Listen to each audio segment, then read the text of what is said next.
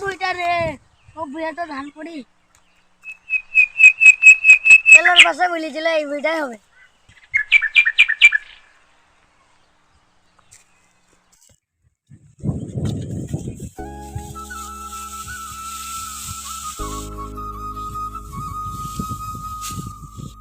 এই নি গানা ভাই বসি গে পানিটা খাবো না রে তুই দে অনটা করি রে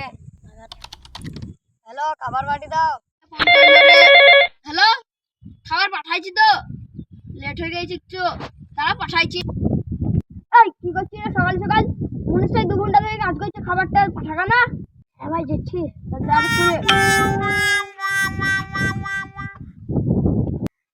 বাড়ি যায় দেখ